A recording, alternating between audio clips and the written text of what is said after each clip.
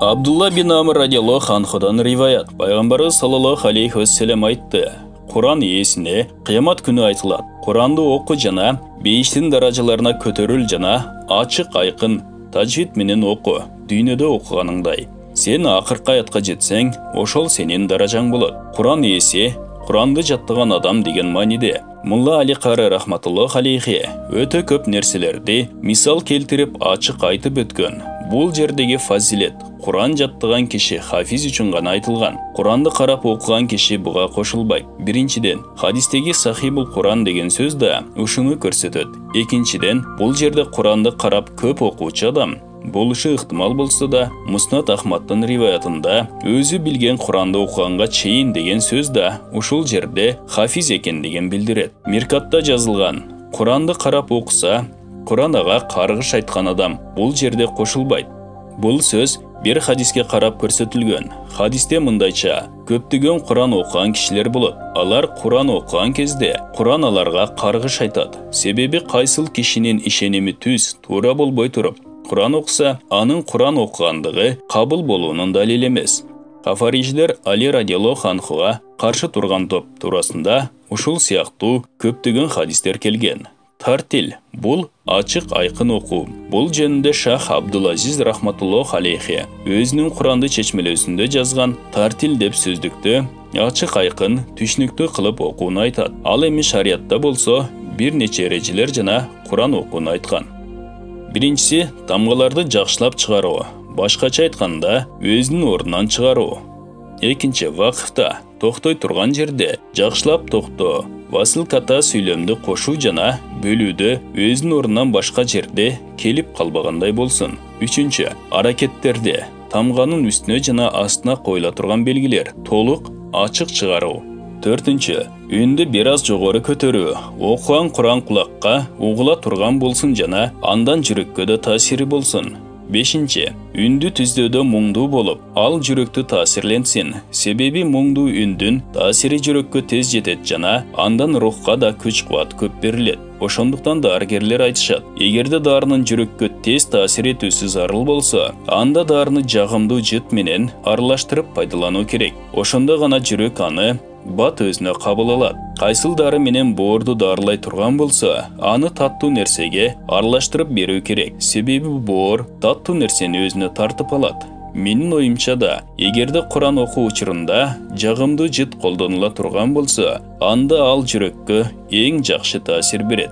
Алтынчы, таштит күчөйтүү жана маттарды созууну толук чыгарып окуу. Себеби мындай тартипте окуу менен Құрандын улуулугу билинип, эң жакшы таасир берүүгө да жардам болот. Жетинчи, Алла Тааланын боорукерлиги жана азабы тууралуу баяндалган аяттардын аксын толук берүү.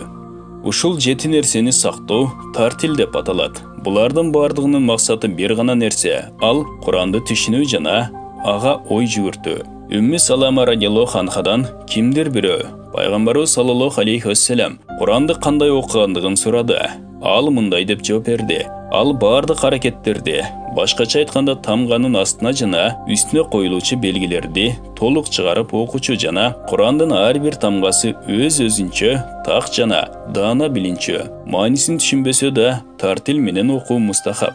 Бин Аббас радиаллаху анху айтат: мага Бакара жана Ал-Имрон сүрөсүн тартилсиз окуганга караганда Ал-Кория жана Иза Зулзилат сүрөлөрүн тартил менен окуу жакшыраак.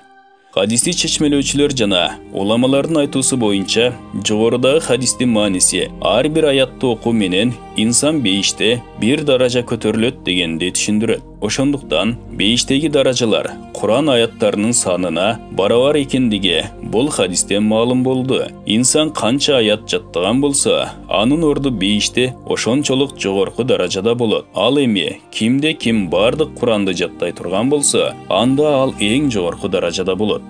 Мулла Али Қары рахматуллах алейхи жазган хадисте айтылат: Құран окуган инсандан өткөн жогору даражалуу эч ким жок. Ошондуктан Құран окуучулар аяттын санына жараша көтөрүлүшөт. Аллама Дани рахматуллах алейхи Құрандын аяттары 6000 же андан да көп экендигине алымдардын макул экендиктери тууралуу жазган. Андан жогорку саны боюнча 204, 14, 19, 25, 36 сыяктуу ар түрдүү ойлор айтылат. Ихьянын шархында жазылған. Ар bir аят бейіште bir даража. Құран оқушы инсанға оқыған аятыңа жараша бейіштің даражасына көтеріл деп айтылады. Кимде ким Құрандың бардық аяттарын толық оқыса, анда ал бейіштен ең жоғарғы даражасына жетеді. Ал эме, кимде ким Құрандың қандайдыр bir бөлігін оқи тұрған болса, анда ал ошол даражаға лайық көтеріледі. Қысқаша айтқанда, даражаға көтерілүүнүн аяктоосу окуунун аяктоосу менен аныкталат. Мен оюмча бул хадистин дагы башка мааниси бар. Эгерде туура болсо анда ал Алла Тааланын жардамы менен, эгер туура эмес болсо, анда бул менин өзүмдүн кемчилигимден. Ал мындайча, жогорку хадистеги даражаларга көтөрүлүү ар бир аят үчүн бир даража берилет. Бул аяттын саны боюнча эмес, себеби даража көтөрүлүүдө тартил менен же тартилсиз окуунун эч кандай байланышы жок. Bir аят окуган болсо, мейли ал тартил менен болсун же тартилсиз болсун, бир даража көтөрүлөт. Балким мунун тескерисинче, хадистеги даражанын көтөрүлүшү тартилдин кандай экендигине байланыштуу болот. Тартил менен жана тартилсиз окуганына жараша.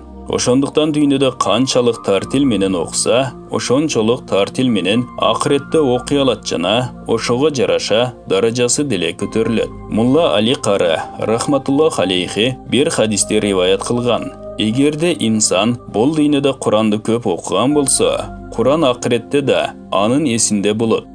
Эгер антпеген болсо, анда аны унутуп калат. Алла Таала мейримдүүлүгүн насип кылсын. Көптөгөн кишилердин ата-энелери динге кызыгышып, балдарына Куран жаттатышат. Бирок ал өзү ага көңүл бурбагандыктан жаттаган Курандарын бул дүйнөдө эле унутуп коет. Анын каршысында бир хадисте келген. Кимде ким Куранды жаттап жүрүп, жана жаттоонун аракетиндеги кыйынчылыктардын бардыгын көтөрүп өлгөн болсо, карлардын жамааты менен бирге тирилет. Алла Тааланын берген нерсеси түгөнгөс, бирок аны алууну каалаган адамдар барбы?